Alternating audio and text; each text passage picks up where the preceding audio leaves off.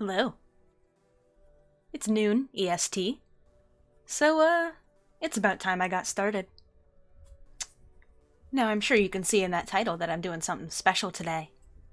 It's the inaugural episode of my beverage-based podcast, Beveragecast. It's a very creative name. I'm a longtime fan of beverages. You know, my whole life, pretty much. And that's why I decided to do this here today.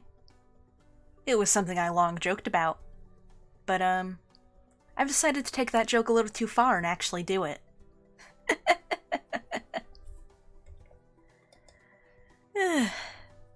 I want to start here today by thanking some of the people who followed me and decided to support me while I was on a little 1-week hiatus from streaming.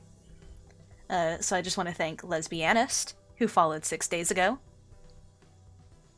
Clumsy Cake is Terrified, who followed 6 days ago as well. Common Buffoon, who followed 4 days ago. Let's see, we have Orion My Ryan currently in the chat, who followed 12 days ago. Artificial Orange Gummy, followed 12 days ago. And Petroflume, followed 12 days ago. Thank you all for your support. It really means a lot. If you want to support me, then you can go into my panels on below the stream, click that little donate button, send me some cash. That's just about the only way that costs money right now. I'm not particularly looking to monetize, as in Twitch doesn't let you unless you're an affiliate. I'm in no rush to reach that, though. So I just want to thank everyone and tell you some other ways you can support. Now, the best way you can support is perfectly free, just by being here. You know, I really appreciate it. It means a lot to know that people just want to watch me hanging out, looking at beverages, talking about beverages, speaking into a microphone, and becoming a Tetris. Following is another great way to support. When you click that little button, you can get notifications for when I go live, when you'll see more of my nonsense. And it tells Twitch, hey, this guy's cool. This guy does cool stuff. People like this guy. And that feels real good, you know? It feels very good to see.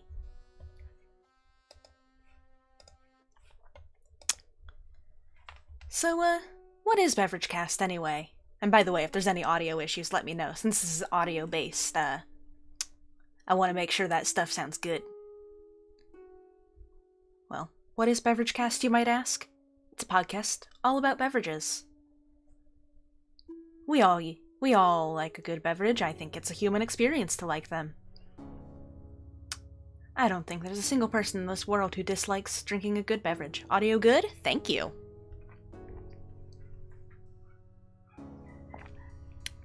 Now, a beverage is non-water, but a drink. This is an important distinction because water is not a beverage. Some people will say that. It is not. Those people are wrong. Those people are completely incorrect. A beverage can be any number of things other than water. They can be served hot. They can be served cold. They can be served lukewarm, I suppose. I don't know many that are, but they can be.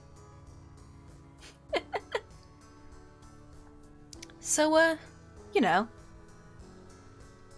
I am certainly a well-known fan of beverages. Here today, with me, I have a glass of, a mug of tea with cream and sweetener. I don't have regular sugar at the moment. And I also have a drink of water, which, crucially, not a beverage. But it's good for your teeth to drink water with every beverage. That's a health advisory. That is health advice. I am not a doctor, but this is something my dentist told me to do. She said, DOSRG, you drink a lot of beverages. You really need to start drinking water, too.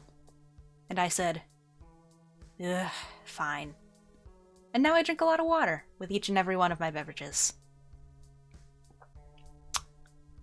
So what's a beverage?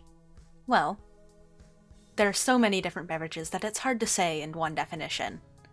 They're all unique, they all have their own virtues, and I want to explore every single one of them. You know, this podcast is because there are so many beverages in this world, and I know many of them, but I don't know all of them. I want to. In each episode, I want to explore a different type of beverage, and really spotlight it, really get into the detail of how it originates, how it began, where it's going, what the new innovations are, and what the history is. Any real fact about a beverage, I am all over that. I very much want to know. It might be considered odd to have a podcast just about beverages. I don't really care about that. I'm a big fan of them. And I just feel like not enough people talk about beverages and how good they are. I mean, this is such a universal human experience, and no one has thought to sit down and just chat about them? Outrageous. Absolutely outrageous.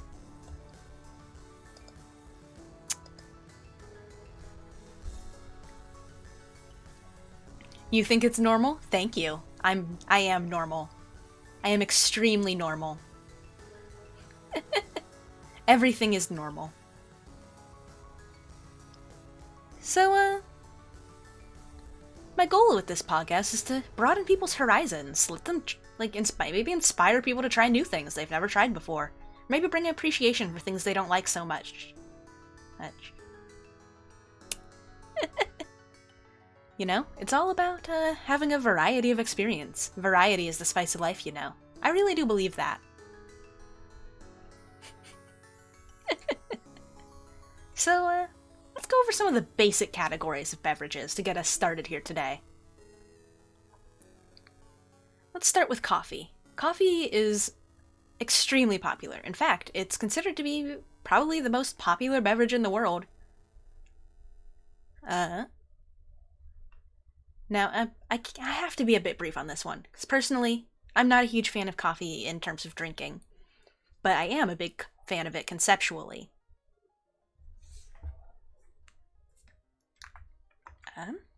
Coffee is an extremely popular beverage, and it's made from the beans of the cocoa, or not the cocoa plant. The cocoa plant is coming up later. We will be exploring that, believe me. Coffee is a beverage made by brewing whole or ground roasted coffee beans. Some of the most popular methods involve grinding them, placing them in a filter, and running hot water over them. But there are a lot of other ways to brew coffee. In fact, there are a lot of innovations in the coffee world as well. There are coffees that come in little tubes, that you pour into hot water and mix, and that's instant coffee. There's coffee that comes in jars, similar to the instant coffees, but a slightly different variety, more popular in the US, whereas the little tubes of instant coffee are more popular in Asia. There's iced coffee, coffee served cold after being brewed hot. Now, there's also French press and cold brew, both very popular methods, and both very interesting. I'm told that these increase the amount of caffeine, and have a more mild taste.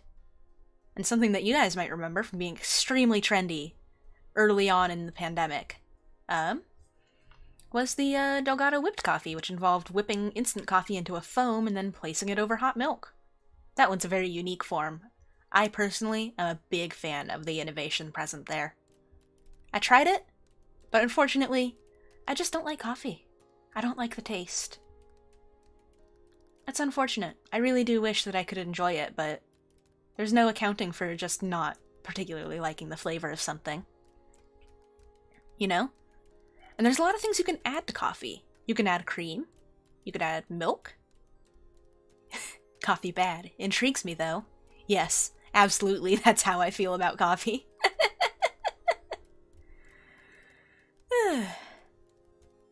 You know, you can add cream, milk, sugar, or you can drink it plain. It's very versatile. There are all kinds of ways you can brew it, all kinds of ways you can prepare it. In fact, I'm even told that you can just eat the beans coated in chocolate. That sounds more pleasant to me. Coffee can be included in a number of food items as well, such as tiramisu, or it can accompany coffee cake, and there's a number of snacks people eat with coffee. This isn't a podcast about snacks, so I won't go into too much detail about what these tend to accompany, but I think it's crucial to have a good snack with a good beverage. I mean, it just doesn't compare to sit down with a good beverage and a snack. I mean, it's uncomparable, really. No better experience in the world. So, something I actually neglected to mention is you can drink coffee plain, just black. This is probably tends to be reserved for some of the more experienced coffee drinkers, and not like me, who can barely handle maybe a caramel macchiato. Or a flavored coffee with a ton of milk.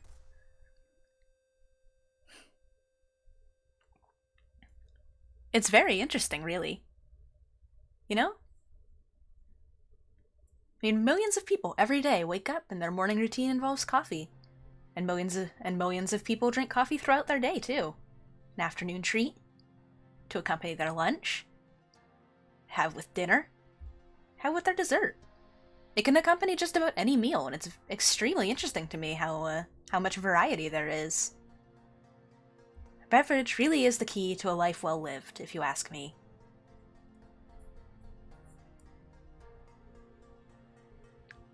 You know, there's actually a competitor to coffee, though. Tea is often said to be the most popular beverage in the world, although people also say coffee is. This is conflicting. Some of that probably comes from the fact that there's a lot of overlap between tea and coffee. One could actually argue that coffee itself is a tea, though it doesn't involve the plants, or the leaves of the tea plant, so if you were to import it, it would not qualify. It would qualify as an herbal infusion. Tea is probably my personal favorite beverage. In fact, I have a mug of tea with me now here today. It's just simple black tea with some cream and sweetener.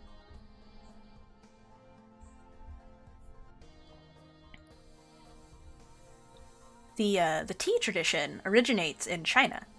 In fact, one of the apocryphal tales of how the tea began is that a leaf from a tea plant drifted into the hot water served to the emperor, and a servant, not wanting the emperor to punish them for tainting their water, claimed it as a new invention. The emperor liked it, and the practice spread, and that's the history of tea. Now, while it originates in East Asia, it spread very quickly throughout the rest of the world. There's a ton of varieties. Now, the tea plant is a very interesting plant. Personally, I've wanted to experiment with growing my own, but I just don't live in the climate where that's very possible. The leaves of a tea plant are dried, and then either ground, brewed, or left whole to be added with hot water. That's how tea is created. Now, it doesn't have to be hot, and in fact, the leaves can even be ground into a fine powder and mixed into cold water, such as matcha tea from Japan. And I mentioned the herbal infusion. This is a closely related beverage. The only real difference is that it's made of perhaps herbs, dried fruit, any number of dried edible substances, and rehydrated in the same manner as tea, but without the actual presence of tea leaves. These are very pleasant. Some of my personal favorites are peach tea, or I suppose peach infusion. I really don't bother to distinguish between an herbal infusion and a tea, because colloquially, they're generally considered to be the same thing. There are some who would have me tarred and feathered for expressing that.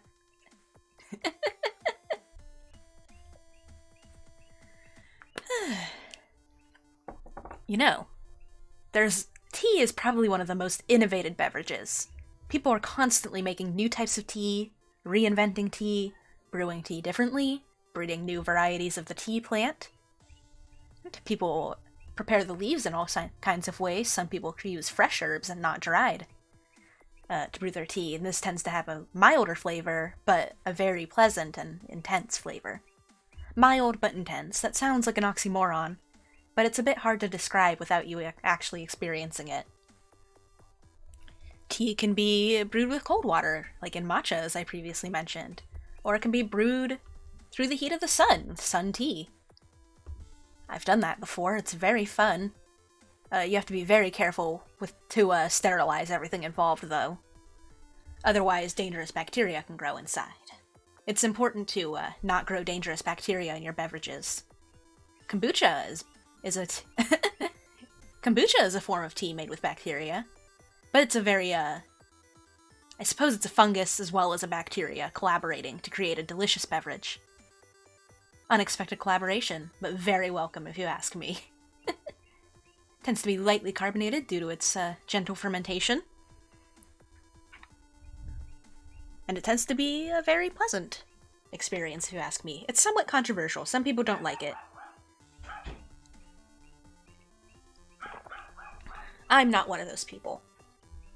Apologies if you can hear the goings-on of my household in the background. I live with my family and with several pets.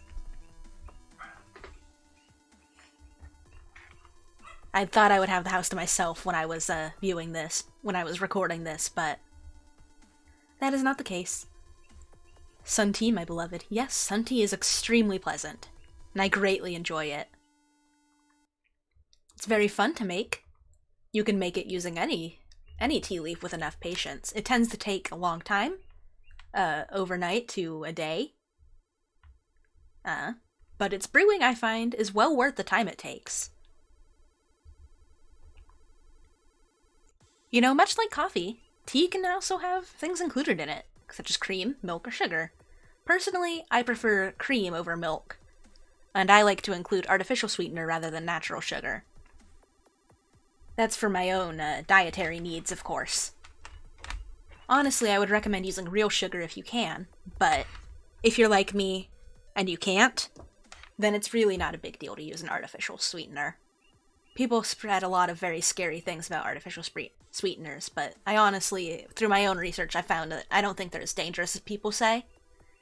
You should probably proceed with caution, as with all things, and use them in moderation, as with all things, but I don't think there's a need to work yourself into a tizzy over it, and live a life of anxiety because of it. You know, when it comes to innovations in tea, there are even canned or bottled varieties. Green tea is frequently sold bottled. There's the famous Arizona tea, made with a blend of different teas, known for its very unique flavor and very beautiful packaging. There are a ton of warm canned teas that you might find in Asian groceries or throughout East Asia or even other parts of Asia as well. There's chai tea, which is brewed in milk originally with tons of spices.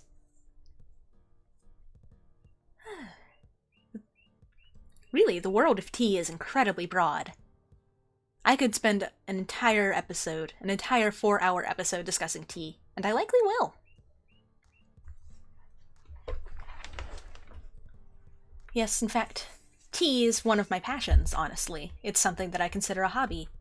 I brew my own teas, make my own mixes. I've had friends who work in tea shops provide me with the latest teas. I've even known people who grow their own tea plants, and there are local places near me that breed their own.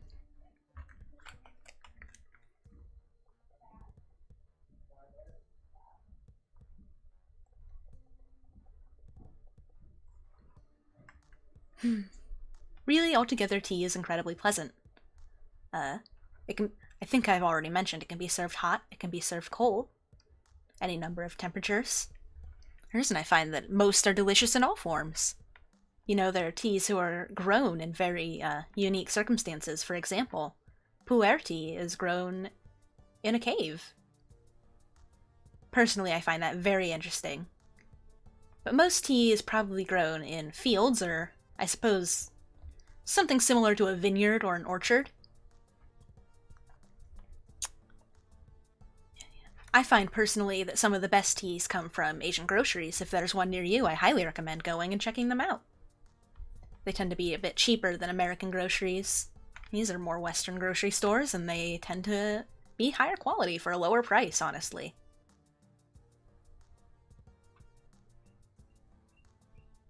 My local place actually has one of my favorite teas, which is canned royal milk tea. It comes in a white can with blue decorations. And they have a small, it looks like a refrigerator, but hot. It's a little warming case. It's a little bit scary looking, I'll be honest, and you have to be careful not to burn yourself when you grab your drink. But it's honestly incredibly pleasant. to crack open a can and get a warm milk tea. I believe it's actually oolong tea that they have in that can. It's very mild, not at all, like nowhere near as bitter as anything you could brew at home. They've really refined it into an art form, making good pre-brewed teas.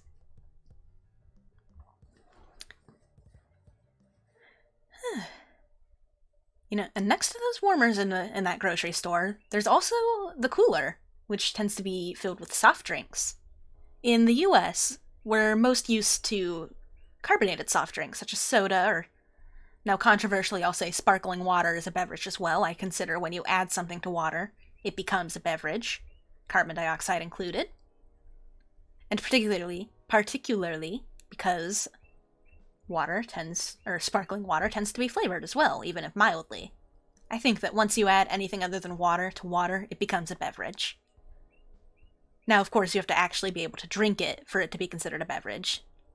Lava is not a beverage, as much as I would really, really like it to be.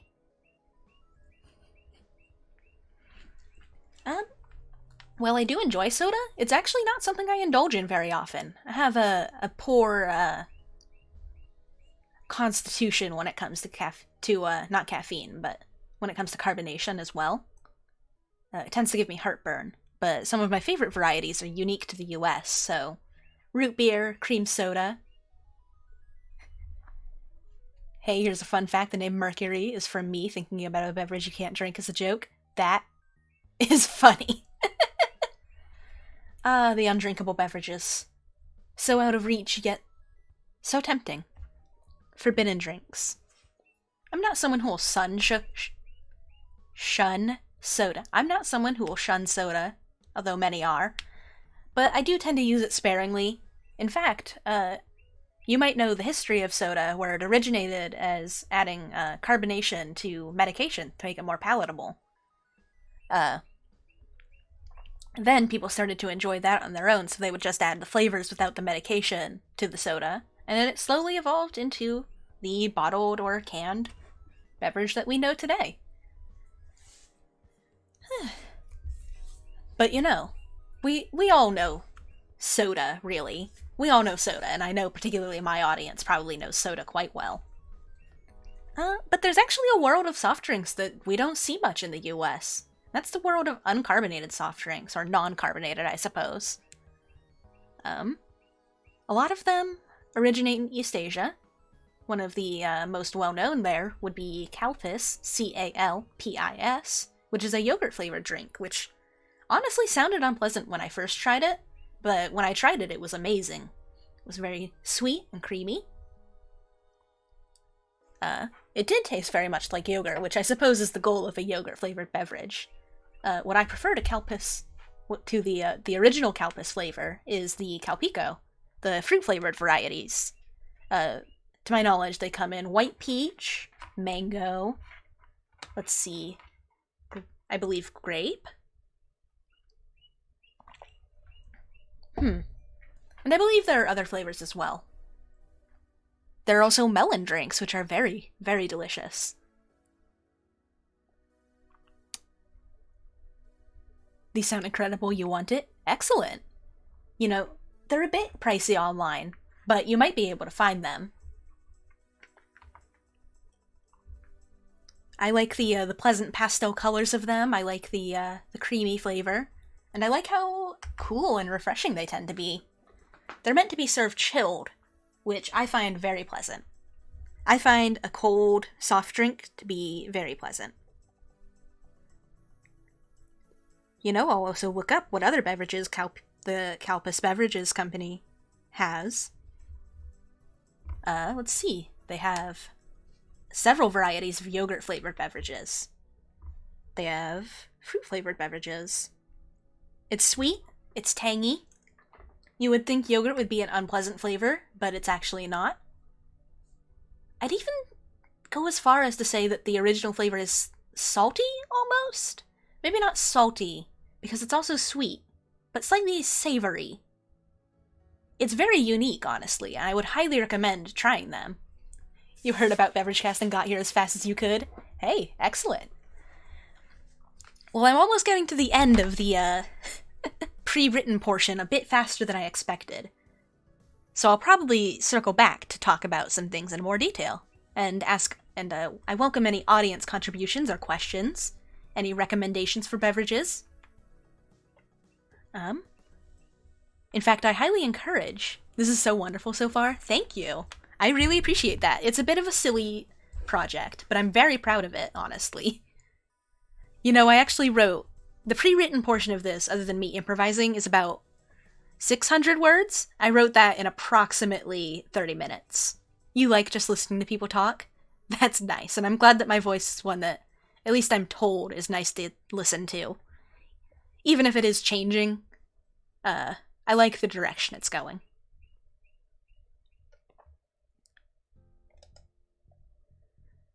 I don't know. Let me bring this to the audience. What are your favorite beverages? And just a reminder of the qualifiers to be a beverage. Cannot be water. Must be able to be drank by a human safely. I mentioned previously that my favorite beverage is probably tea, and I like to take mine with cream and sweetener. But Calpico mango flavored specifically is probably my favorite. Chalky milk? Oh, I actually completely neglected to speak about the more naturally derived beverages. There's a long tradition of milk. Snapple. Ooh, Snapple is very pleasant. That comes from the tea category. It's a pre-brewed tea. I like it. It's a little more, it has a bit more tanginess to it than a lot of beverages do. And it has a bit more tang to it than most pre-brewed teas do. Most pre-brewed teas tend to have a goal of reducing bitterness and tang, but Snapple really embraces it, and I like their variety of flavors too. You like a nice glass of soda or maybe some apple juice? Ooh. Yes, the natural beverages, like milk and juices from fruits, those are all very pleasant, and I actually neglected to write a pre-written section about those, so let's explore that. Let's explore juices and milk. Now, fruit juices are extremely popular. I would probably say that they're likely at number 3 of beverages after coffee and tea. Most popular beverages in the world. In the US, the most common you'll probably see is apple juice, orange juice, and grape juice, because those are crops that grow quite well in parts of the United States climate. Throughout the world, though, there are a number of other juices. There are places that do mango juice, or lychee juice, or other tropical fruit juices. They're a big fan of pineapple juice. I've never had that on its own. I've had it mixed into carbonated water. You know what juices are a great addition for? They are great when added to something carbonated like sparkling water. They add some sweetness to it, and the carbonation cuts a lot of the sugar too, so they're not quite so overwhelmingly sweet. Oh, passion fruit juice. Your parents love passion fruit juice. That's one I haven't had the opportunity to try. There's even vegetable juices are popular. There's carrot juices, and I've seen carrot juice. I've seen juiced cucumber. You have lemon juice and sparkling water and call it lemonade. I think you're missing an ingredient there, and it's sweetener. The sweetener is what's key to lemonade. I'll have to do an episode on lemonade. I feel like that's something most people don't talk about much. Oh, I see we just got an influx of new viewers. If you'd like, how about you contribute what your favorite beverage is in the chat? Lemon squash, which has sweetener in it? Hey, excellent. Well, now you're talking. Now you've got that interesting European idea of lemonade, which is carbonated. I'd love to research the history of how lemonade became synonymous for lemon-flavored sodas and juice and lemon-lime sodas as well in Europe. But I didn't do research of that for this initial episode. But yes, juices are quite popular throughout the world. They're frequently given to children, but they're enjoyed by all ages.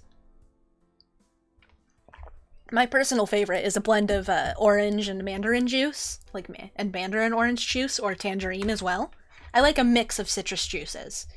I have to be very limited in how much of them I drink because I have a poor tolerance for acidic foods. Sorry for Sorry for coughing into the mic, or clearing my throat, I mean. I didn't cough, I cleared my throat. Talking continuously is a bit of a strain on the throat, and I'm not quite so used to it yet, but as I stream more and do more podcast episodes, I'll get better at it. Oh, you've had a mix of mango and strawberry juice? That does sound delightful. Mango juice is nice. A variant on juice that I see often in Latin American spaces is nectar, which tends to be a bit thicker and include more of the fruit. It's not like juice with pulp. It's more integrated, I suppose, is what I would say. I've seen, I kind of debate. I know coconut water, would that be considered a juice? Would you guys consider coconut water a juice? I would. There's also aloe vera drinks, which I would consider juice as well. They're similar to like a green juice or a green drink. Very popular in East Asia and throughout the entirety of Asia. Let's see. There's really so many types of juice. I can't believe I completely forgot to research them. I'm pondering how I'll incorporate that into future episodes. There's so many kinds of juice, and they're all so pleasant. Really, any fruit that's not toxic can be juiced. In fact, the only fruit I can think of that wouldn't probably be a good candidate for juicing. If it comes organically, I'd think it to be a juice. That seems like a good definition to me. It seems like a good idea. By the way, I just saw someone in one of my group chats, I believe Seed Sensation, in one of my group chats, just said Beveragecast is delightful, and I want to thank you all for supporting my silly little podcast about beverages. But yes, really any plant that's not toxic can be juiced, and even toxic plants can be juiced, but don't drink those. Oh. I appreciate the level of support here.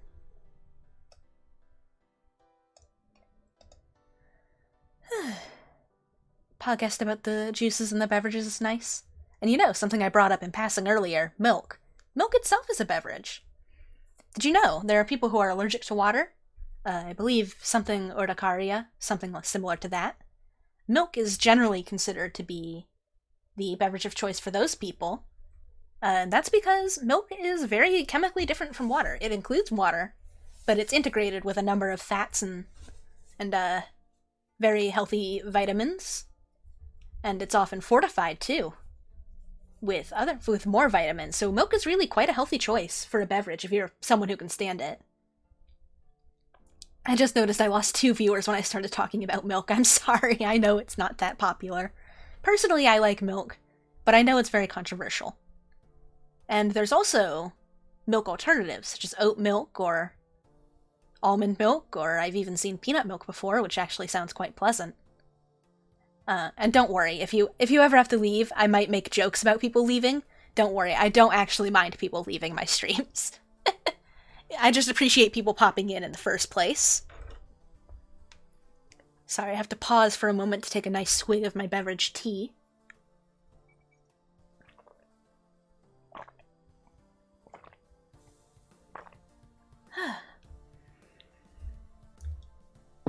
The one thing I don't like about having glass mugs like I do is that they tend to cool down a little quickly. Computer's Haunted says, milk is good to drink. I can drink a whole glass. I never understood the warm milk before bed thing, though. It's tasted bad for me. I personally like warm milk.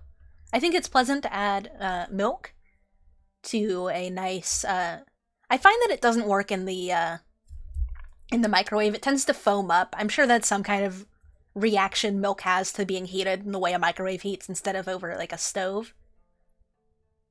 Let's see. But I find that adding a little bit of honey, a little bit of cinnamon, and then drinking that is very nice and very relaxing. Artificial Orange Gummy says, I prefer lukewarm milk to a cold or hot one. That's your personal choice. Personally, I've never had a lukewarm milk, only warm milk and cold milk. I suppose I've had milk that sat out, eating brunch on my patio with my family. I've had milk that kind of sat out for a bit and got lukewarm, maybe.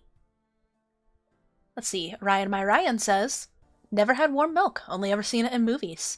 Yeah, You know, a lot of people haven't had it. I would recommend, if you like milk cold, I recommend trying it. I would heat it in a saucepan with some sweetener.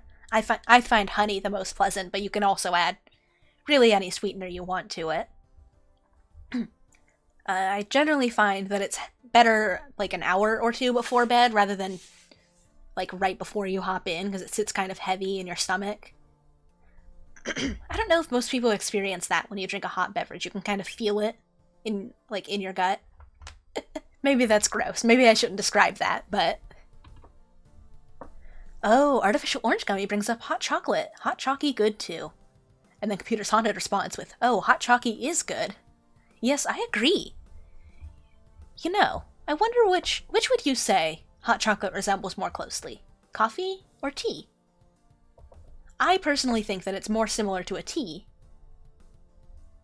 Although actually, when I consider it, it might actually resemble coffee more. Because coffee is made from beans, which are actually seeds. And hot chocolate is also made from beans. And they're both brewed with hot water or hot milk. Tea and coffees are too bitter for me, so you vibe with hot chocolate. That's wonderful. I am all for people finding the beverages that work for them. Don't force yourself to drink something that doesn't taste good. That reminds me of something I wanted to bring up about this podcast. I'm probably not going to discuss alcoholic beverages. Personally, I don't drink alcohol. And if I do drink alcohol, it's very low amounts in very low quantities. So that's just a disclaimer here. Ooh, white hot chocolate. I remember when I was a young child, I had white hot chocolate, and it was very pleasant. I've never found that brand again, though. I think they might have discontinued the brand, or at least the line of that white hot chocolate in particular, because I've never seen it again.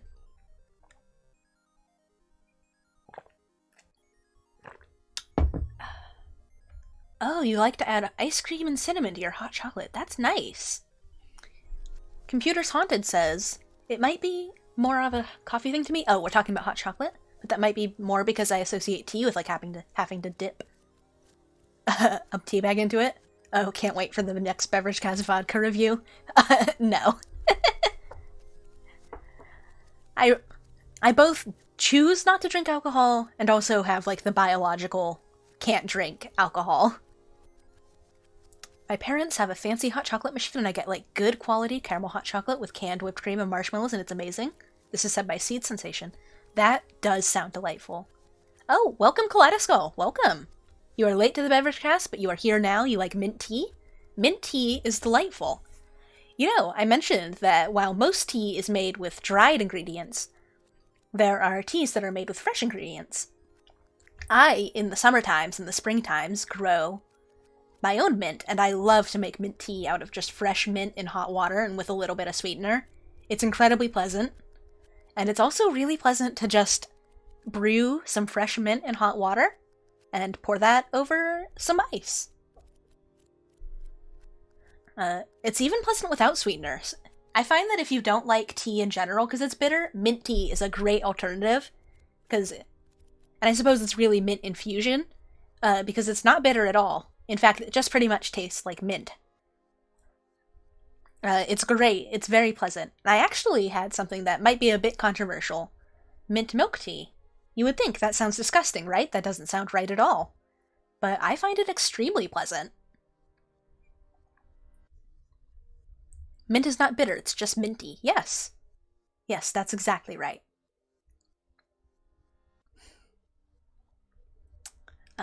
Let's see. Let me swing back around to another topic that we mentioned that I might have trailed off of. Let's see. Hot chocolate. Yes, I came to the determination that hot chocolate... Previously I had thought that it was more similar to tea, but I think because they're both made of beans and can be ground beans as well, that it actually does more closely resemble coffee. They're also, I guess, not closer in color, because tea can be almost any color. You know, there are some very interesting properties of tea as well. It tends to be full of antioxidants, which are very, well, for most people, very beneficial. Although if you have any health conditions, you might consult your doctor about antioxidants and if they're right for you. It generally won't hurt you, but there are some conditions where it can be a little bit of something you might need to limit your intake of. Anytime you hear me pause, just assume I'm taking a drink of a beverage. Oh, I just bumped the mic, I'm sorry.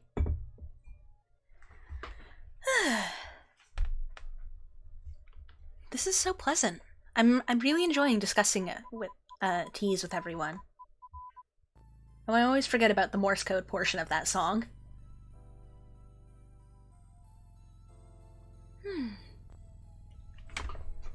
You know, let's name some other beverages that are quite pleasant. Let's see. We spoke about juice and how juice is incredibly popular and incredibly easy as well. In fact, most juice can be made by hand. Your take from this stream is beverages are good to drink? Yes. This initial episode, I just want to explore beverages in general. But in future episodes, I'll discuss now. In future episodes, I want to discuss things like the history of how a beverage was first created or discovered. Perhaps cultures where it's more popular in, like the culture that it might originate from. How it's typically prepared. Let's see. Really, my goal for the future is to deep dive into any given beverage and really discuss it. And we'll probably start with broad categories like tea and coffee and soft drinks. Love to make my own juice. Every day I wake up at 3 a.m. and crush oranges with my bare hands so I can have orange juice with breakfast. Thank you, Computers Haunted. You know, I'm pretty sure you're joking when you say that. But you really can juice an orange by hand. It involves, like, jamming your thumb into it and then turning it.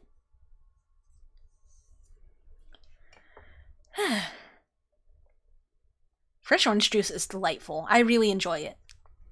Seed Sensation says, my favorite beverage is, this one hot chocolate I had somewhere, on the opposite side of the country to me, that I'll never be able to find ever again because I don't even know what direction it's in from here. Oh, like a white whale.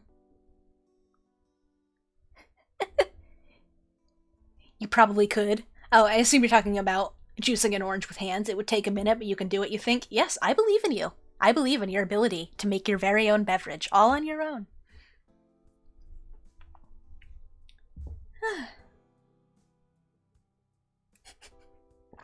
Mercury's white whale. Not a coffee. A hot chocolate. So good that it persists in their memory. It was the best drink you've ever had. It was like drinking chocolate. Not like it was drinking chocolate the drink, but it was like drinking chocolate itself, and it was incredible. That does sound pleasant. Sounds like it was very well incorporated, and like it was particularly well blended, I assume. Some instant cocos tend to get a bit of a powder buildup that isn't so pleasant. That can generally be avoided if you include a whisk in the preparation, but honestly, who wants to break out a whisk anytime you want just a nice cup of cocoa, huh? That sounds like a bit more effort than it's worth to me. I might do it on a special occasion or if I'm preparing it for someone else, but if I just want some cocoa on my own, I might just go to the hot water machine and get some hot water and just stir in the powder and not worry about any, like, powder film or buildup. You know, there's one beverage that hot chocolate shares, like, a seasonal association with that I don't see discussed very often, and that's eggnog. Eggnog is a very unique beverage. I don't know where it is in the world that it's popular, but I personally like it a lot. It can be served hot and it can be served cold, but it's a dairy-based beverage that's also made with tempered eggs to thicken it. And it has an incredibly creamy texture. It tends to involve cinnamon and cloves, and Kaleidoskull says, I don't think I've ever had eggnog. Hey. I would highly recommend it, but it's very difficult to make by hand, so I would honestly recommend getting it at a store. Oh wow, a lot of people in chat who've never had eggnog. The idea of egg milk does not sound good to you? You're not the most fond? Well, that's a shame, but I don't begrudge anyone not enjoying any one beverage. You try not to think about eggnog, and you've never had it either. Honestly, I think when you get to the idea that it... How do I explain eggnog? Recently you had a milkshake with eggnog and Rolos and it was so good. Oh, that's delightful. That sounds wonderful. I see new people have joined the stream. Go ahead and name your beverage in chat. Or name your beverage in chat. You know, name any beverage you have on you right now, but also name your favorite beverage. I highly welcome any discussion of beverage. Eggnog is a very complicated beverage to make. And it generally, I believe, tends to celebrate, like, good fortune, because it involves a lot of ingredients that can be expensive in some areas of the world. I believe it originates in Europe. So, it involves eggs, milk, sugar, and spices, all things that were very expensive to have. So it's kind of a celebration of a good year, in that sense, hence why it's drank near the new year. I find it very pleasant. I've made eggnog by hand before, but it's a very complicated process and involves tempering eggs, which is very challenging. Oh, Kaleidoscope forgot to do this. Currently you don't have a beverage with you, but your favorite is apple juice or orange juice. Yes, juices are very pleasant and very popular choices. Apple juice is particularly common in the United States, especially in my area, because we tend to have very good conditions for growing apples. I'd love to make my own apple juice at some point, but it's... You kind of need a machine to make apple juice, or at least a good, I suppose, squishing apparatus and straining. Apple cider is related to that, too. Apple cider is very delicious. It's kind of a cooked apple juice combined with mulled spices. It's very pleasant, and it's a very nice seasonal fall drink. Oh, another beverage Artificial Orange Gummy doesn't like, but thinks is interesting, avocado smoothie. You know, here in the United States, where I live, avocado wasn't very popular for a long time, but suddenly it's gotten very popular. But I'm actually, I'm mixed race, I'm half Mexican on my mother's side, so I grew up with a lot of avocado and things you might not have heard of before. Avocado ice cream is something that I see in Mexico, and in Mexican spaces. You would think it would be unpleasant, but it's actually a very smooth, creamy flavor. Honestly, once you add sweetener to it, it doesn't have that chlorophyll vegetable flavor anymore, and it becomes much more palatable as a beverage, or to add to something sweet. An avocado smoothie, though, I'm not quite sure if by smoothie you mean like with greens and with other fruits, or if you mean like a milkshake. But I can see it being really pleasant in either form.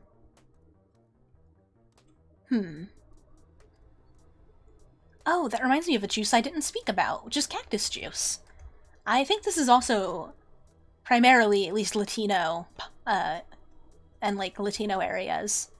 But nopales are a type of cactus that you scrape the spikes off of, and it's a bit like cucumber or maybe bell pepper in texture, and it's very pleasant and very light and refreshing. You can also cook it, but I think it's most pleasant raw or juiced.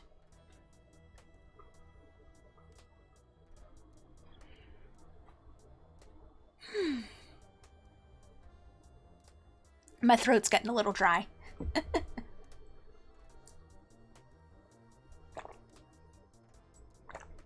The rest of your family likes it, but it doesn't have much flavor aside from the initial avocado. Yeah, that's understandable. Some avocados, there are a lot of different varieties of avocados. Some have a very strong flavor, and others don't have much. So I can see how in a smoothie you would want a very strong avocado flavor. And maybe that doesn't appeal to everyone. I don't know how to describe how avocados taste other than green and creamy.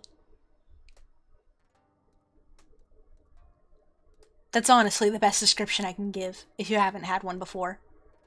Maybe slightly savory as well. I personally find them very pleasant, but I mentioned before, my policy is to never beverage shame. If you don't like a certain beverage, that's absolutely fine. And if you are a huge fan of a beverage, then I want to celebrate that. If you're interested in trying a beverage, I encourage you to do so. And if you introduce me to a beverage I've never had before, I'm very likely to seek it out. Smoothies are a very unique beverage, I find, because I feel like they're a cross between juice and milkshake. They have more structure than juice, but they have less sweetness and dairy than a milkshake, so they're an interesting hybrid, in my opinion. There was actually a time where I would wake up at 6 a.m. every single morning when I was in high school, and I would make myself a smoothie for breakfast. One of my favorites to add was frozen mixed berries, then oats, and then milk, and I would blend that together and drink that every morning. It was very pleasant, honestly. Oh, I also added honey to that. But smoothies, I mean, most commonly they're a blend of fruits and vegetables, or just fruits or just vegetables, blended together with ice, and it's very pleasant.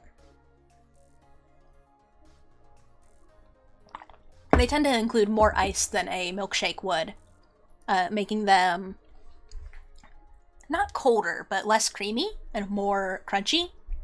I find that they have more of a textural element, which I think some people find very pleasant and some people find incredibly unpleasant. Personally, to me, it depends on the flavors, whether I find it pleasant or unpleasant. I'm not someone who can do just a whole vegetable smoothie. I need some fruit or some sweetness in there to help it. Otherwise, it kind of just hits me as like I'm drinking a salad. You make smoothies sometimes for breakfast and you think your favorite is mixed berries, strawberries, and orange juice? That sounds pleasant. I've never thought to like mix orange juice with other berries. That sounds really pleasant. I'll have to try that sometime. And I find some people include a lot of ice in their smoothies, but I like to include like frozen berries instead. I find that they give it more flavor and they don't water it down as much as it gets warmer while you drink it. I just find that that's a good tip for smoothies. Like, use frozen ingredients rather than using just plain water ice. It tends to just increase the flavor. You use frozen fruit instead of ice, yeah? Yes, I just find that it works much better, honestly. I imagine you could probably use frozen vegetables as well. Not like commercial frozen vegetables. I'm having some trouble with my pronunciation today.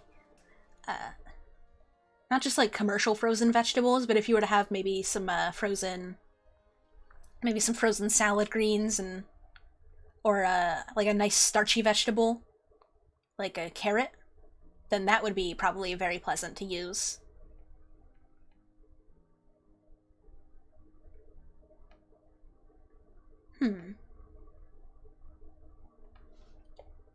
Let's see.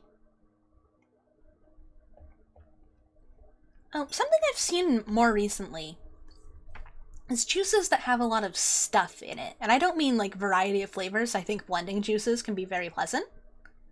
But I see a lot of people who just like don't strain their juice, and I feel like that gets more into the smoothie category. A lot of people refer to smoothies as juice nowadays, and to me personally, that kind of muddies the water. Makes it a little less clear on how we're distinguishing beverages from one another. I mean, I suppose we have the broad umbrella of this is a beverage, but I don't know, it's just not very descriptive. I've seen those very, somewhat frightening machines that just grind up a whole apple into juice, and I always wonder, like, is that actually pleasant to people? I understand liking juice with pulp, though I personally don't, but there's so much stuff in an apple that isn't all that pleasant. So I guess I don't understand juicing the whole thing. Maybe just to make the parts that are less palatable more palatable? Because you're gonna get a majority of the sweet flesh of an apple. So I suppose it might make sense in that way if we think about it like that.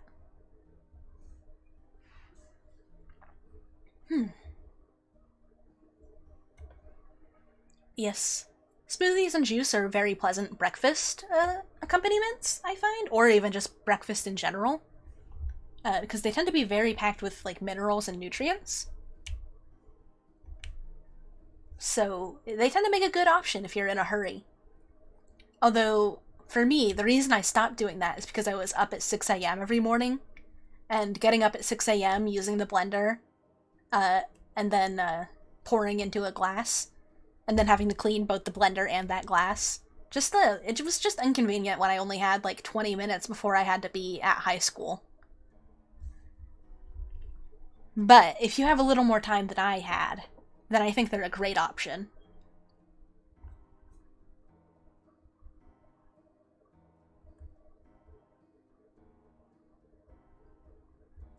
I don't know. I've run out of topics a bit, which is a bit inconvenient. So I'm opening the floor to anything the audience wants to speak about. You can just anything beverage related you want to speak about in the chat. If you want to tell me, a beverage you particularly like, one you've never tried but you've heard of, or one that you're curious if I've tried. Maybe tell us what beverage you have with you right now. All of that's welcome. All viewer input is welcome. This is one man speaking type podcast, but not one man participating.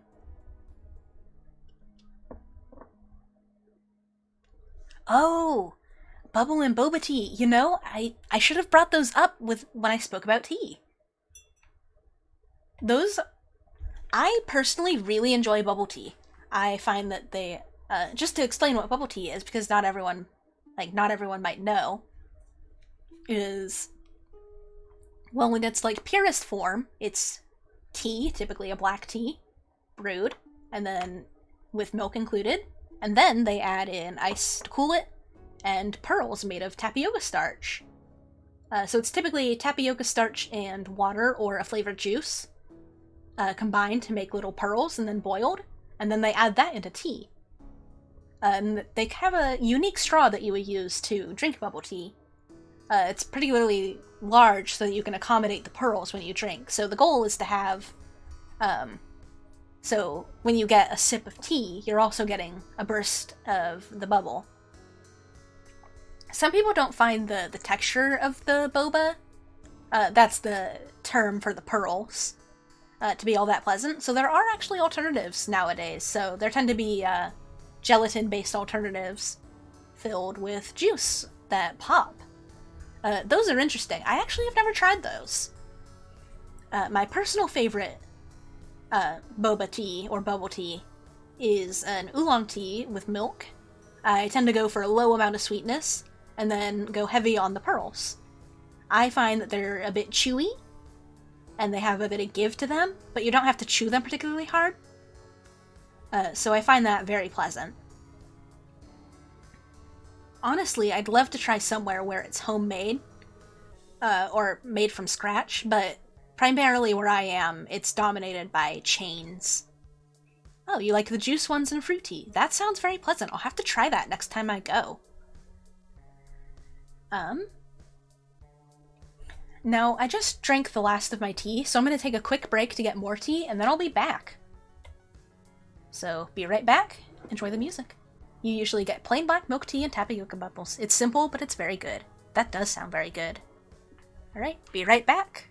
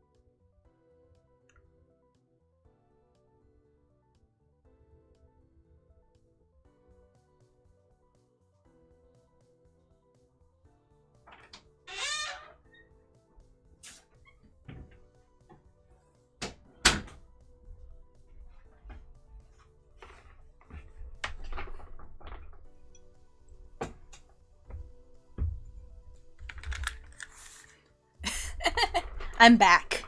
Let me read back and see what I missed while I was gone.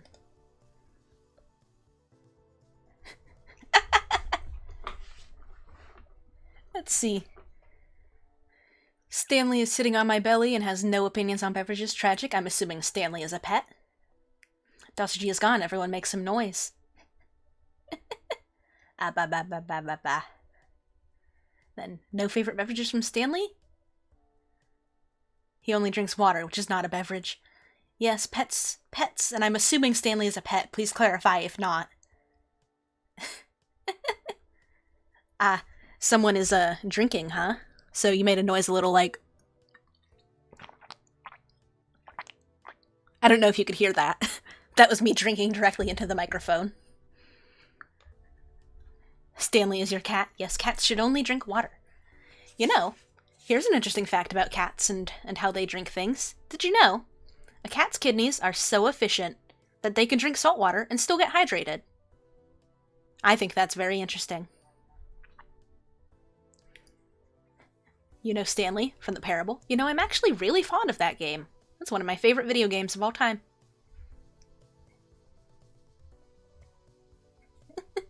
I would not recommend giving your cat salt water, by the way, just to test that. It's probably better for them if they don't. You think you should be able to drink salt water? I do too. Our whole planet is covered in water and we can't even drink it. Such a shame. Such a shame. You know, speaking of cats, there are a number of beverages that are actually produced for cats now that I think about it. I've seen milk made specifically to be cat safe because cats are all naturally lactose intolerant after kittenhood. And I've also seen wine and juice made for cats, non-alcoholic of course, because cats cannot have alcohol. It is toxic to them, much more so than it is to humans. So if you ever want to share a nice beverage with your cat, you can go on down to a pet store and get them a treat.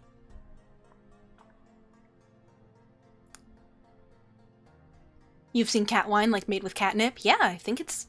You know, it sounds pretty pleasant for them, I'd imagine. I don't know what the experience of being on catnip is like, but it seems like they have a lot of fun. I have 3 cats myself, and they all really enjoy... they all really enjoy to have, like, a little bit of cat sip or something like that.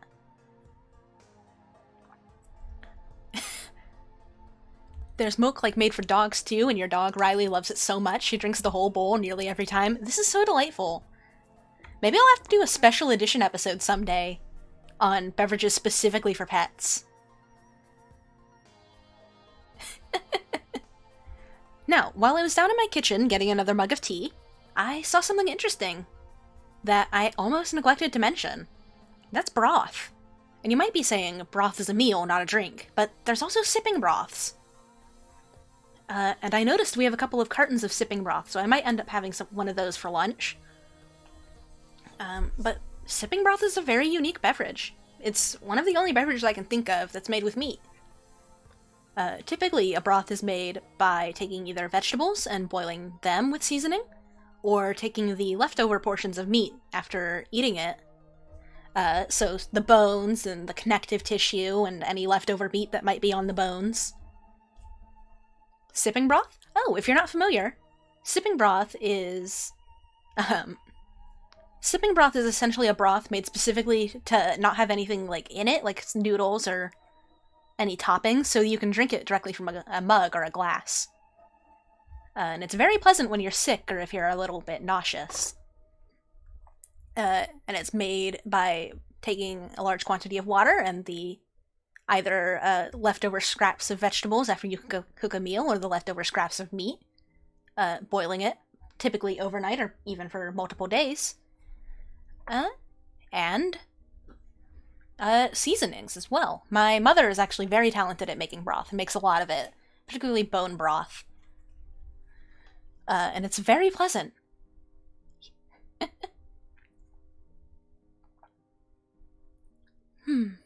But yeah, I think that's a very unique category of beverage, honestly.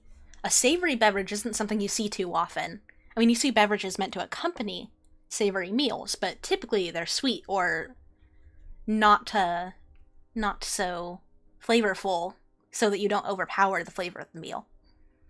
Broth is the only drink I can think of that is a meal other than a meal replacement shake or a protein shake. But, you know, they're typically used either for people on the go or for soup. I don't know. I consider soup more of a beverage, I consider soup not so much of a beverage because it tends to have stuff in it. But broth, a clear broth, is very good for just sipping out of a mug. I find that if you have a nice salty broth, if you're sick or not feeling so good, or if it's just very cold out, then having a thermos or a mug of nice broth is very warming. It warms you from the inside out, which is very much needed in the cold times. The main soup you drink is just tomato soup without bits in it, and I drink it in the mug as a meal. I might consider that a beverage. Your sister hurts your soul by calling Soylent and eat. Oh gosh. I'll probably discuss Soylent and other meal replacement shakes at some point, but I'm a little scarred by them because if you know Soylent, it's a powder. It's a powder meant to be added to like milk or water and emulsified with oil, and it has all the nutrients that you theoretically need to survive, but in a drinkable form. Now, I don't really have a much problem with that. The thing I have a problem with is that they stink if they aren't, like, drank immediately and then cleaned.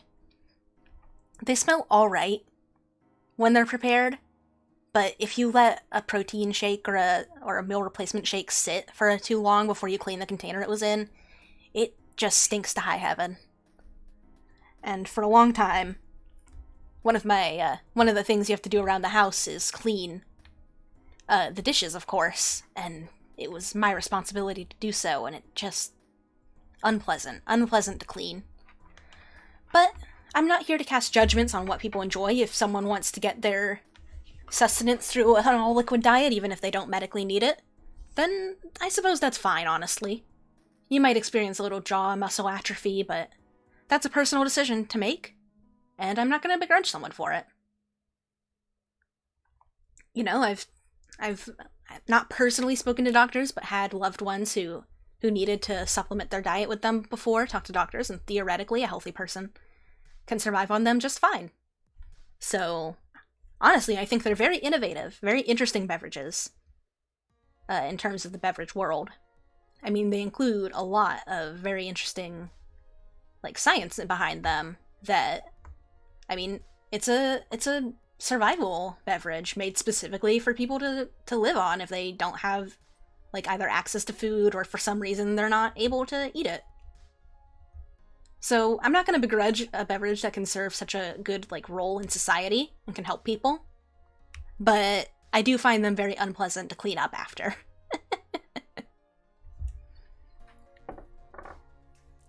The one thing I don't understand is how they get so stinky. Because I find that, like, if you make other things from powders, it doesn't smell so bad when they're dried and dirty, but maybe it's something to do with the vitamin supplements. I mean, when you take a multivitamin, it tends to smell pretty bad, right? So, maybe that's it. I've actually seen, Soylent was, like, the first generation of, like, meal replacement shakes. Some of the later ones that I've seen are actually much, much more pleasant. I've seen some that are formulated to be a tomato soup, or a chicken soup, or I even saw, like, a spicy taco-flavored soup. And I actually tried those, and they tasted pretty dang good. You know, I mean, obviously you heat up the soup-flavored ones, but I think that combining the concept of a meal replacement shake with a soup really improves the concept. And it also just makes them more pleasant in general, I assume. So really, there's a lot of very interesting beverage innovations in this world.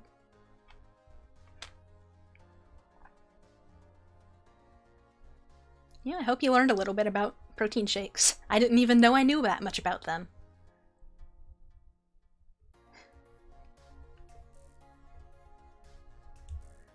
So let's see.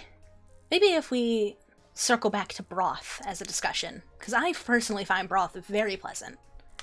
It's definitely something I enjoy on like a cold winter day or a cold spring day, as happens very often here and is happening today. I believe it's 32 degrees Fahrenheit here.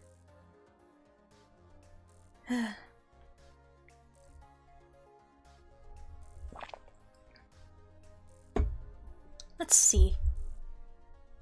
But yes, broth can be made in a variety of ways. It can be made with a variety of parts if you want to get a particularly different flavor. Bone broth tends to get a bit of a deeper, like more umami tone, while light meat broths can be much, I mean, obviously lighter and less, not less flavorful, but less intense in their flavor. And you can use all kinds of herbs in a broth. Personally, I like to add oregano, thyme, and other such like herbs. But I've seen some people you get more creative and use things like mustard powder, or just other very pleasant seasonings to make their broth. It's interesting to me because broth is present in so many different cultures. Let's see. I mean, when I think of other cultures that have broth traditions, I think miso broth, which is I don't quite remember. I think it's a soy-based broth. And it's very deep in its umami flavor, but very light. And it tends to get a bit of a cloudy quality, which is very pleasant. Like to look at. There are fish broths even, which are very interesting. I find that they're very tasty. Broth tends to be something that's high on the like umami factor. So they're very nice, very savory. And I really appreciate a beverage that differs from the norm, you know? I really appreciate that in a beverage. I think the most consistent across most cultures is broth and bread of some kind. And the one thing that I find pretty consistent as well is dumplings. You get, which I suppose is either broth in bread or meat in bread. Very, very common throughout many cultures. Everybody loves to fry a thing. Yes. Dumplings can accompany a number of beverages, you know. Tea is very good with dumplings, and broth is very pleasant with dumplings too. You get soup dumplings, which I would consider a very unique form of getting a beverage, but because they typically have broth and not so much other things inside. It tends to be broth that's gelatinized, and then they cook it, and then they wrap it in the wrapper and fry that, or steam that. They steam them, I believe, actually. And that's how they get the soup inside the dumpling. You might not have known that.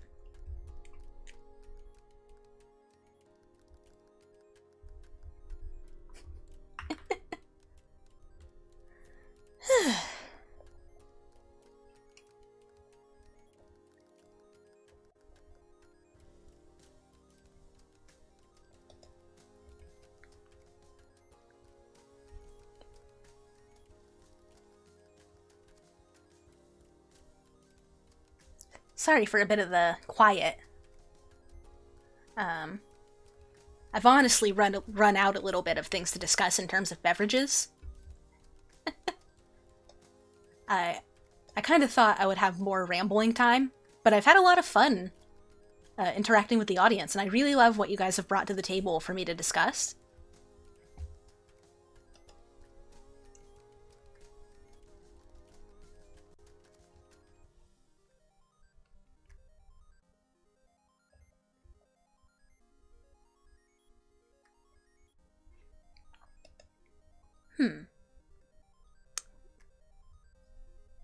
You know, let's discuss soda. Let's discuss soda, how about?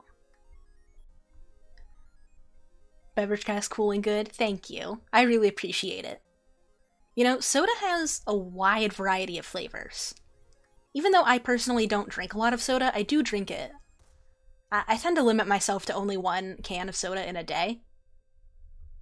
Just because I find that it gets a bit intense if you drink more than that.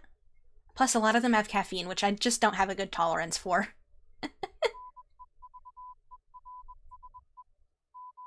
Why does it keep playing the Morse portion of this song? Wait. The version of the song in this playlist isn't the version that has the... Okay. My music playlist is glitched a little bit, but it's fine. But anyway, My Ryan says, Dr. Pepper is a good soda. Not that I can tell you what it tastes like. Have you just made that decision without having actually tried it? I respect that. I know I have. I don't know how many Europeans I have in chat right now, but I know in the US we have some pretty unique sodas compared to there. Although you guys have some unique sodas as well. I mean, one thing I've never seen in the US is Iron Brew. Iron Brew? I'm not quite sure. But soda is very popular. Yeah, we don't have that many interesting ones in Europe? Okay. Yeah, in the US, I mean, we have root beer, which is very popular, and I'm told that most Europeans don't care for it. We have cream soda, which I've also heard most Europeans don't care for. Iron Brew? Okay. Glad to know I had the right idea of how it's pronounced. Which, I'm not certain how it tastes. I'd love for someone to describe to me how Iron Brew tastes. It's really nice, but also you have no idea what it tastes like. That's understandable. But yes. Birch beer, my beloved.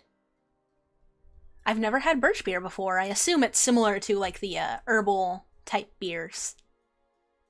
You know, maybe I'll have to try and see if there's anywhere near me that imports Iron Brew, and I'll try it sometime. Yes, soda tends to be a carbonated beverage flavored with any number of flavors, ranging from fruit to herbal to medicinal to just about any flavor you can imagine. I've even seen novelty, like bacon sodas, which I have tried. It was bad. Most novelty beverages are not going to taste all that good, but some do. Let's see. I mean, some of the most popular sodas are probably Coca-Cola and Pepsi, like the cola types, which I believe started out with, cocaine within them.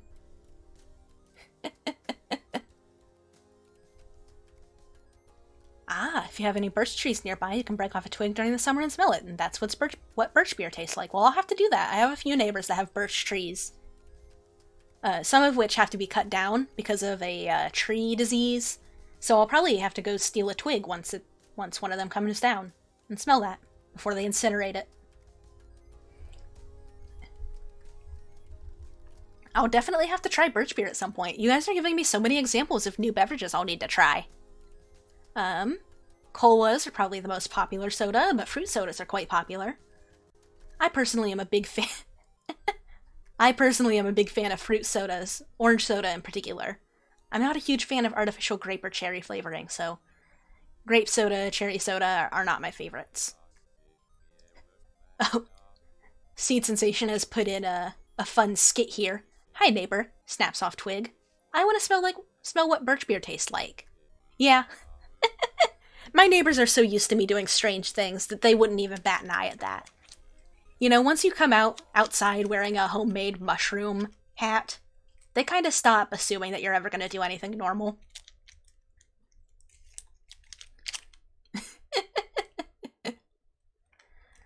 Let's see. Other sodas? There are... You know, in East Asia, they have a lot of very unique sodas. One of my favorites that I've tried is melon soda, which is a very pleasant flavor. It tastes very different from, like, watermelon-flavored things in the US, probably because it's a different type of melon, of course. But the conception of what melon flavor is outside of Asia versus inside of Asia is very different. I actually recently had a watermelon-flavored soda, though. And it was a type of Mountain Dew. It was a Mountain Dew variant. I think Major Melon is what it's called. I was expecting it to be kind of sickly sweet and gross, and it's very sweet. But it's also very interesting, because initially, when you drink the Mountain Dew melon, or Major Melon, it just tastes like regular Mountain Dew, right? But then, when you, like, take a break from drinking it, you get hit with the melon flavor in the aftertaste. And it's surprisingly extremely pleasant, honestly. But it's also highly caffeinated, so I can't really drink it much. Sodas are... I mean, how about everyone in chat names their favorite soda? I don't have a ton of experience, so it's a little hard for me to speak on it at length. but I'm very, very willing to just discuss it with people. When the melon hits. I love all these jokes you guys are making in my chat. It makes this a lot of fun. Cherry Pepsi. You know, I typically don't like... So I used to live in an area where there was, like convenience stores that had like their own brand name soda. And they had a cherry flavored soda, and I didn't like that. But I recently tried, like a cherry cola, and that was very pleasant. Let's see. Kaleidoscope says, I don't know if this counts as soda, but there's a strawberry sparkling water I like a lot. I think that a flavored sparkling water pretty much falls into the category of soda. That sounds really pleasant. I like a flavored sparkling water. And then you also added in that Cherry Coke and Pepsi is also very good. The Computer's Haunted piped up, or added in. I shouldn't say piped up. That sounds negative, doesn't it? That Computer's Haunted is a simple person and likes Coke Zero. Well, that's all very pleasant. And Orion brought up birch beer.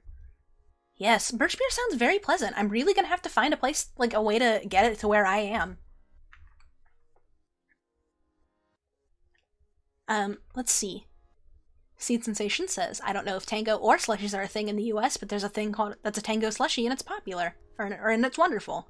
No, Tango isn't a thing in the US. I've never heard of it before. I assume it's like a tangy... Is it like a citrusy soda?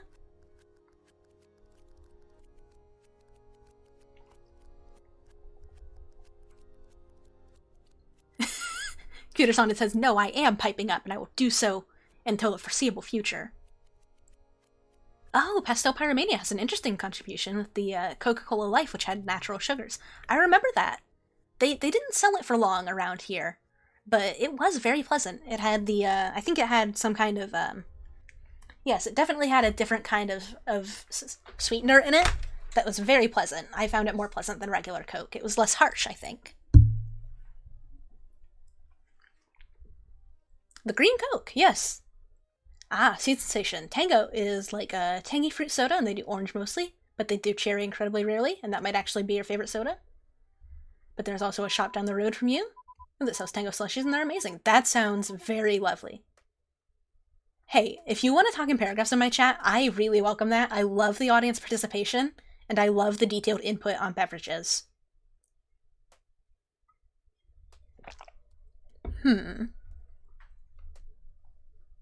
If I were to name my favorite soda, it would actually probably be orange cream soda, which I've only seen in a few limited places.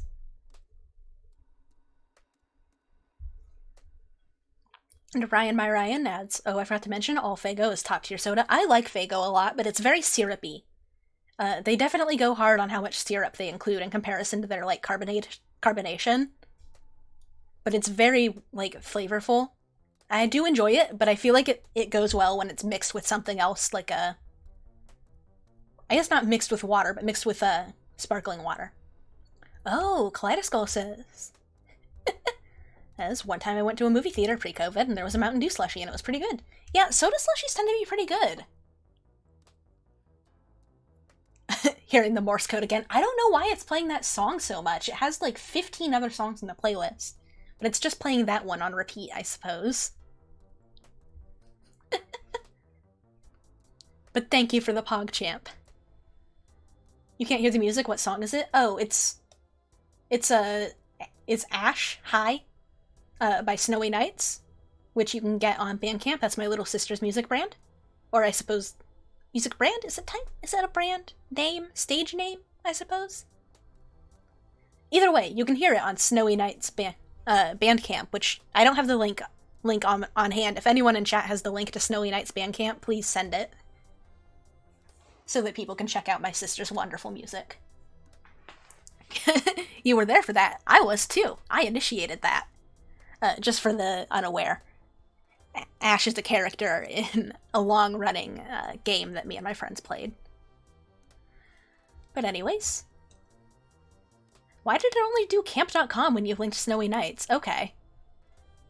Oh, it's because you forgot the... Yes, there you go. Now you have the right link. So yes, please click on that if you want the wonderful music I play on my streams. And I do plan to purchase more music eventually to play. Oh, a Coca-Cola gas station slushie. That's a unique experience. I feel like I've only ever had them in like the dead of night after a long road trip. But a slushie is really pleasant. I think there's a dot or a period between... Yes, there you go.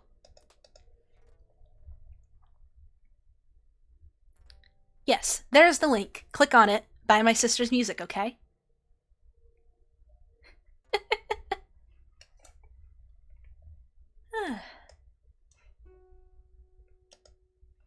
Now, anyways, slushies are very interesting. They're very ice-based, and they tend to have a flavored syrup added to them, so they're very similar to a shaved ice, what is it called?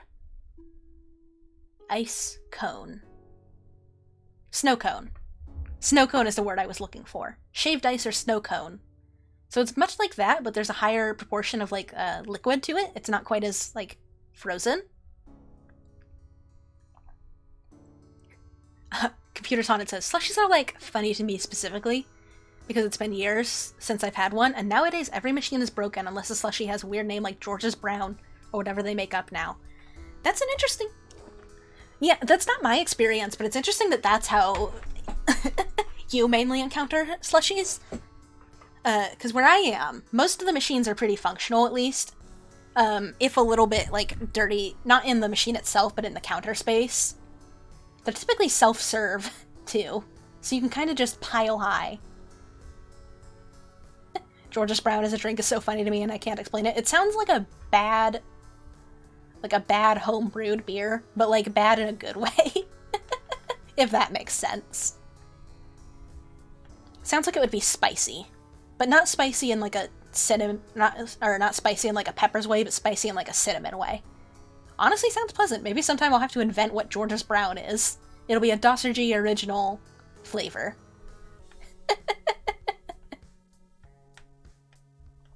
Anyways, slushies are very interesting. I do wonder how they were invented, because I feel like they're a variant on soda, because they're a similar, flavored syrup added to something. But I don't know their history. I mainly see them in gas stations, though I've also seen them in grocery stores before. Or I suppose, when I say grocery store, I mean, Target, which isn't a grocery store. It's not a convenience store, but that general category of store, where it's not a grocery store, but it does have food.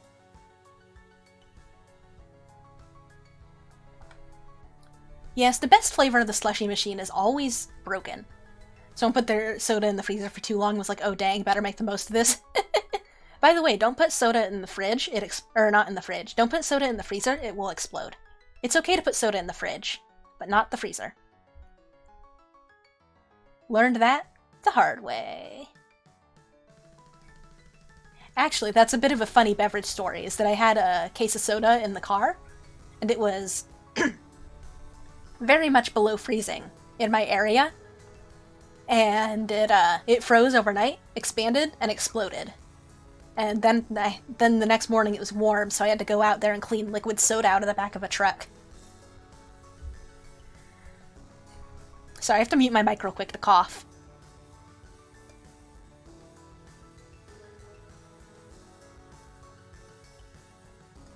I like that my talk sprite still moved while I coughed. Ah, Seed Sensation is sharing a funny beverage anecdote. The shop down the road from my new house has a bunch of drinks machines. One of them is a milkshake machine, where you can get milkshakes made of ice cream. That sounds so good.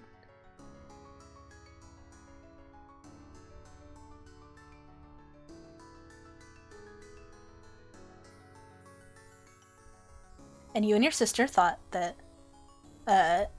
this sounded nice, and we both grabbed the tub each and took it to the counter. We got home and opened it up. It was just ice cream. You're supposed to put it through the machine. Oh, I'm sorry then. I've made mistakes like that.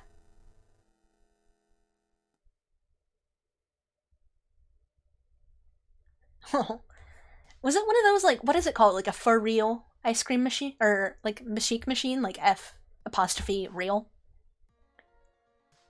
It's okay, though, the ice cream was nice. Well, I'm glad they got that out of it.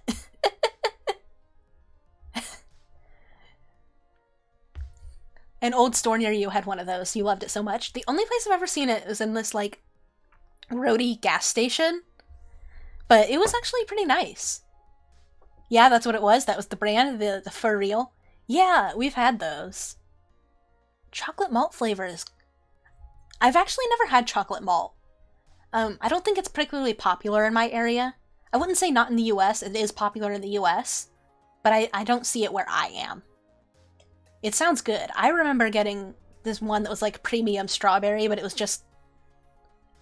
it was just, like the regular strawberry flavor, but they had dehydrated strawberry in it, but it was tasty, so I'll take it as a premium.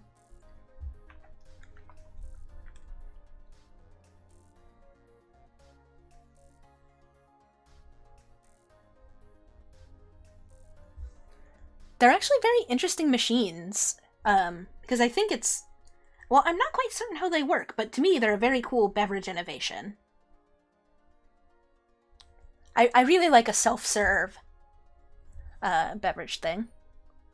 There's also a hot dog machine there, and I don't know how that works. Do you mean like the ones where it rolls, or the ones where, or is it something else? Like where it's just rolling the hot dog so it stays hot? Oh, the only flavors your school stocked regularly in the milkshake machine were mint chocolate chip, vanillas, and cookies and cream. Huh. That seems like a random assortment. Ah, you haven't even looked at it. Your sister just said there was a hot dog machine. Well, you know. Gas station hot dogs, or I guess convenience store hot dog? Try it at least once. You're young, you'll survive food poisoning. What good advice I give. What a great role model I am. But yes, honestly, we've gotten to the portion where I've spoken a lot about beverages, and I'm willing to talk about whatever now. Once we get through the beverage portion, we can talk about snacks and other things. Or more beverages. Anything anyone brings up beverage-wise, I am so willing to talk about.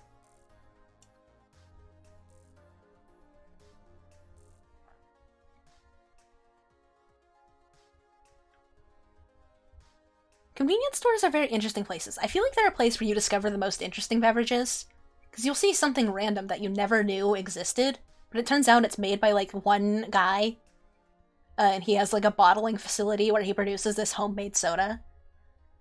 There's a place near me that does prickly pear soda, also called tuna. Prickly pear is also called tuna, which is an interesting thing, but that's just, like, the name for it. But it's like a small bottling facility that makes this very unique soda, and I really enjoy it.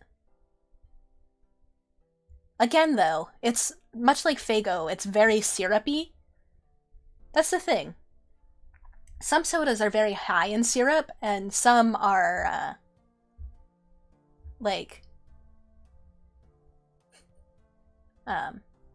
and some are not so syrupy. Some are not very syrupy, and some are very syrupy.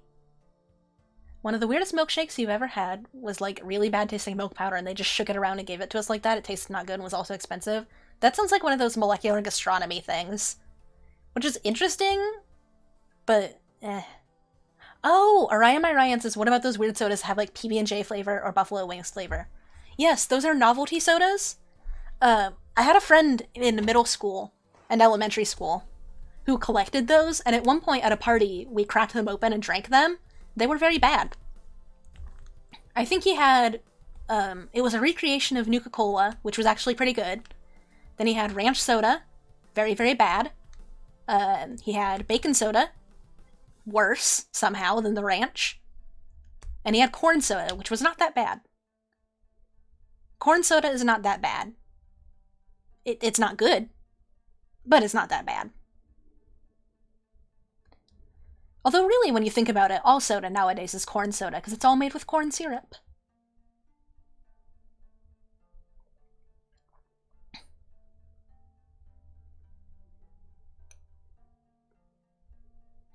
Yes, there are a lot of the novelty sodas, and they are pretty much universally not so great.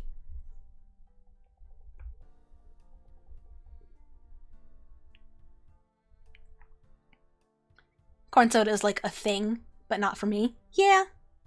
Oh, let's see. I see their, like, full, range now. Looks like they have...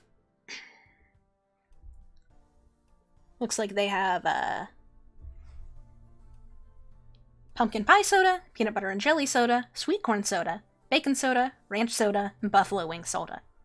And these are Lester's Fixins. That's the brand of these novelty sodas. It's weird, because the first 3 of those don't sound so bad and aren't so bad. The last 3 are bad. A savory soda I've never seen work out. The PB&J was definitely the worst of the not-so-bad bunch, though. I feel like when you add bread and soda, it kind of needs to be... Well, I guess beer is just bread soda. But, you know what I mean.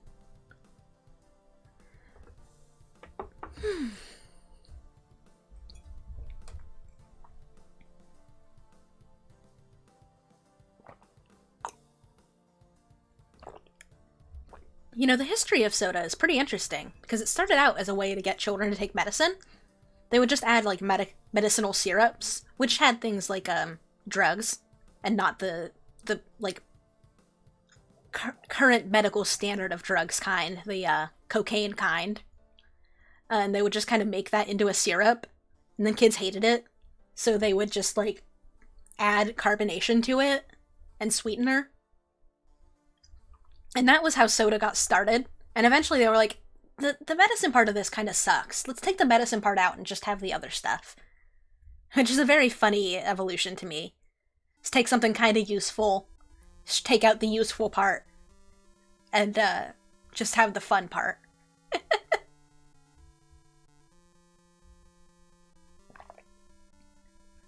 There are some medications that I do wonder, like cough syrup. I feel like you could make cough syrup soda, and that wouldn't be so bad.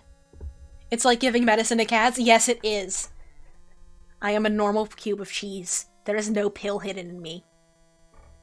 I have a dog that has to take anxiety medication every day, and we have to give it to him in cheese.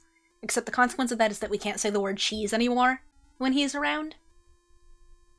And I'm, like, pausing to make sure that he's not, like, nearby and about to screech for cheese. He's not, luckily.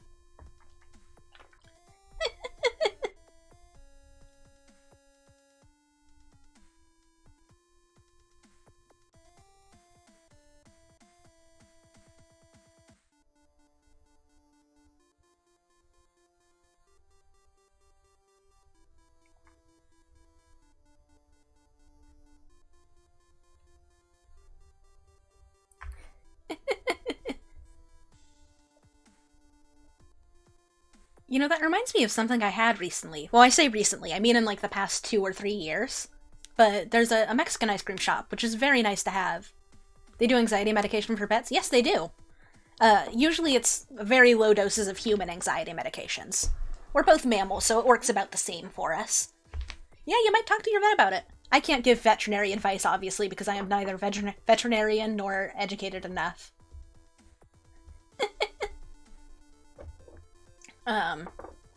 But anyways, something that we make in Mexican culture is cheese-flavored ice cream, which sounds gross, but it's like a white cheese. So it's just like a lightly salty cream. And then it's sweet, so it's kind of just salty and sweet cream flavored. And it's very good. And I recently saw that they make it into a milkshake. So I'm gonna have to try that sometime. Because that sounds delightful to me.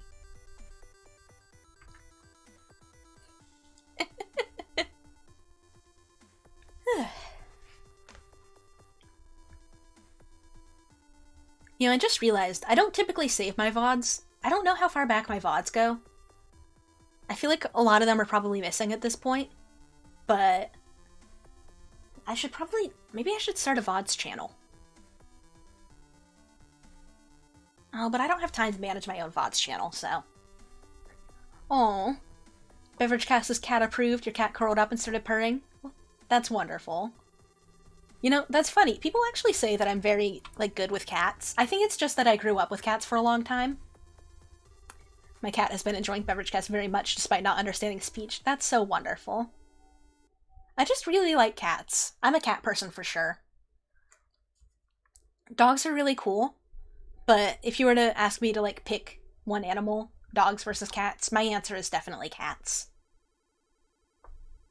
And they tend to like me, too. Like, my ex had a very skittish cat named Connor. And he was incredibly skittish. He didn't like to be touched or pet, but he would come curl up in my lap. And that was very nice, very rewarding. There's nothing quite like a mean or shy cat loving you. It's a very special honor.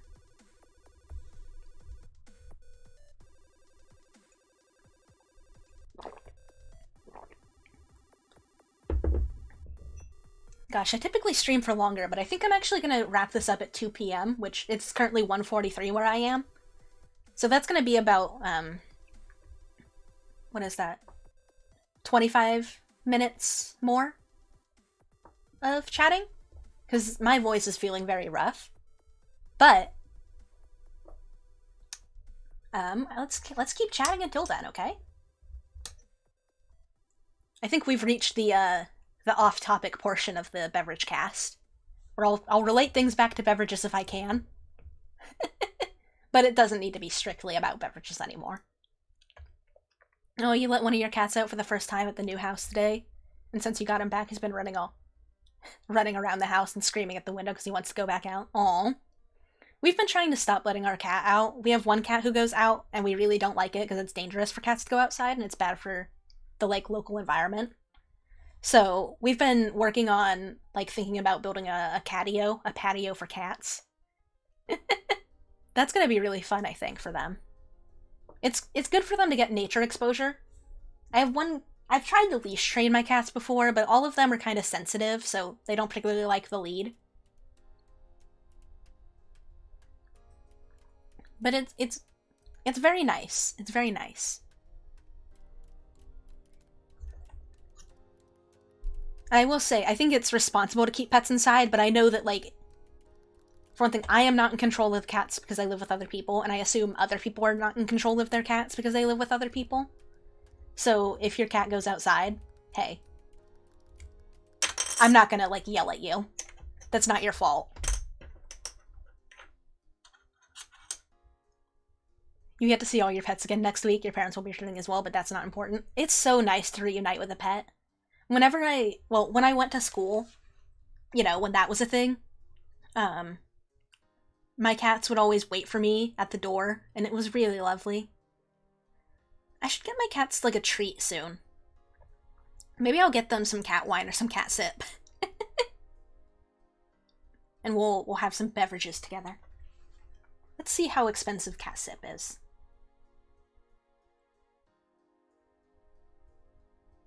Oh! It's actually not too expensive at all. $2 for a carton? That's not bad. Maybe I'll get my cat some catsup. Oh yeah. Yeah, that's the same issue we had with my old cat. She's very old. She was a barn cat in the beginning of her life. So it's a struggle for her.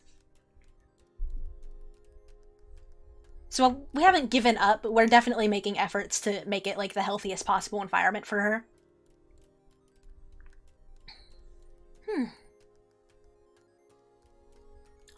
Some cats are just very, insistent, I suppose.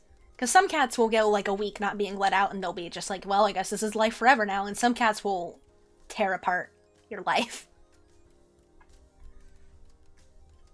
So honestly, I trust that people are doing the best they can to take care of cats. To take care of their pets. Everyone loves their pet.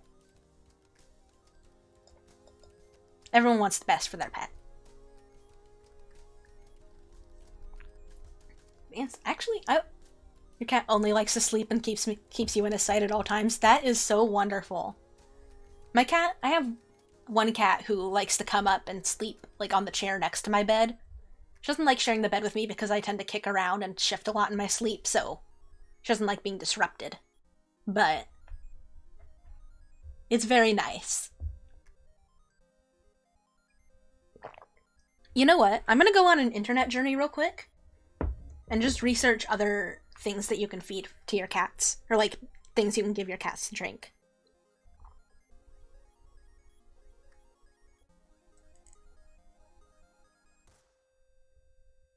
Oh, you know, speaking of broth, we spoke about broth earlier. They make broth specifically for cats.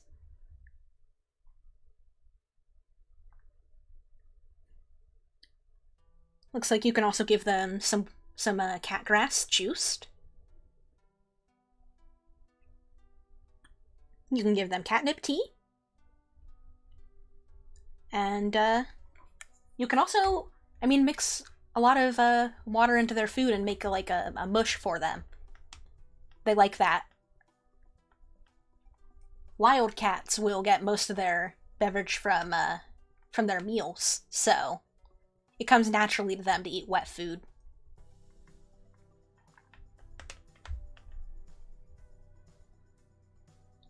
So yeah, maybe I'll get something nice for my pets to drink. Obviously, you should not feed your cats novelty drinks 24/7. Your cat should not only drink catsup or cat wine or catnip tea. That's very unhealthy for them. That would be like if you drank nothing but milkshakes. But an occasional treat is really good for them because it gives them enrichment. And you know, that's also a benefit of having a good beverage as a human. So it gives you a little enrichment in your life, a little variety. Helps you stave the crazies off. I mean, I know nowadays all of us are struggling through the last legs of the pandemic and waiting to get a vaccine and be able to go out. So something you can do that you can treat yourself to is, like, next time you go to the store, look in the drinks section, see if there's anything nice nice but affordable. You know, enjoy that.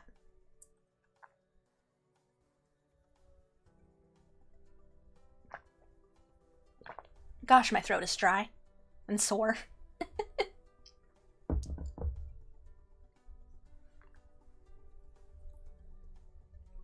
Yes, I'm a real cat lover. I want nothing more in the world than to give my cats the best possible life I can possibly give them.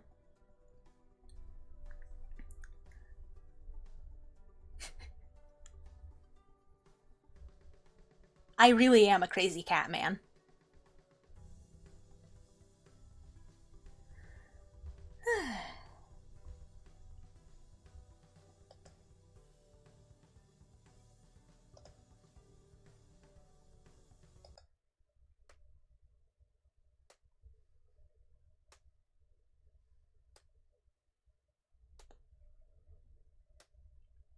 But yeah. So, I guess I'm gonna start thanking people for attending. Thank you everyone for indulging me in this silly little podcast that I came up with on a whim, based on something that I really enjoy that not a lot of people want to speak about in detail. You know, I really appreciate everyone's support. I really appreciate everyone coming out. You know, it really means a lot because I'm not... Oh, you know, it's a good drink I haven't had in a while. Those little Korean bottles of frozen drink that I forget the name of. That sounds really nice. Yes, when you support a small streamer, it really means a lot. Like, it means an incredible amount that all of you came out here, that all of you, like, cared enough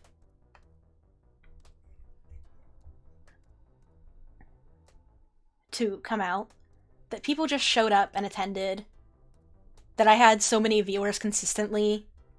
It was so wonderful. So thank you to everyone in the audience. Thank you to everyone supporting.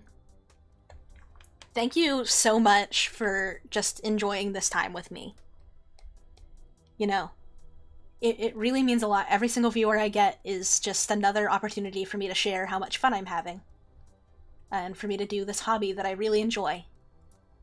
It inspires me a lot that people come out to watch my silly little streams where I talk about my silly little topics and I have so much fun. Thank you all so much. I'm gonna find someone cool for you guys to raid. Let's see, who's live right now?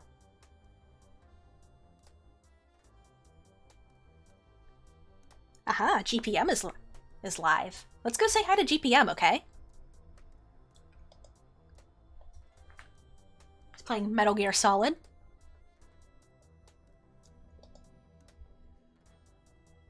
Let's see.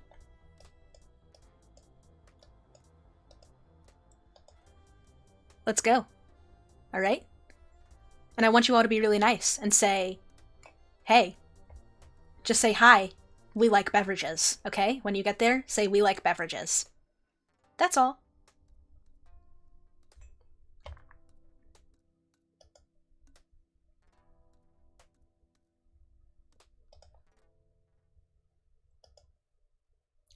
Let's go. Let's go, gamers. Thank you all, and goodbye. Have a fun time with Jeep.